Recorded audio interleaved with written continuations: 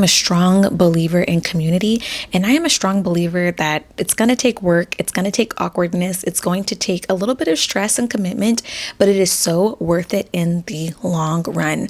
I think that we have this idea that relationships and friendships should just all be natural, should just be low stress, low effort, because maybe we got that idea through elementary school, through high school, through moments where we actually had to be around our peers and show up every day. And so naturally we made friends. But now with working from home and not being in a community as much, it takes more effort to solidify and build relationships. And it takes actually staying committed. And even when you're tired, still doing things, especially as a first time mom, I realized that. And something I didn't want to fall victim to was becoming isolated, because there's many reasons to not want to go outside as a first time mom. The stress, the pressure, if you're breastfeeding, navigating all that. My baby doesn't take a bottle. So having to feel kind of exposed in public places and navigating how to do that, I had all the reasons to not want to go outside and be a part of a community. But I was hyper aware of what could happen if I did not.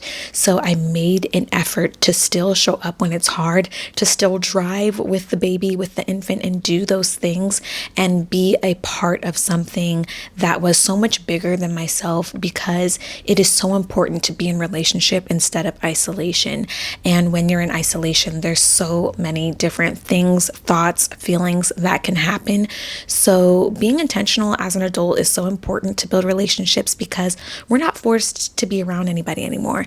And if you want that longevity, if you want that community, if you want that commitment, it's going to take making plans, feeling uncomfortable, sitting in the awkwardness, and, being a little bit vulnerable so that you can have sustainable, long-lasting relationships that stand the test of time. You have people to show up to your events, you have people to show up to their events, you have community to have your children around, and it's just an overall wonderful feeling when you begin to get in the groove of things and realize that every relationship in adulthood might just have an awkward phase.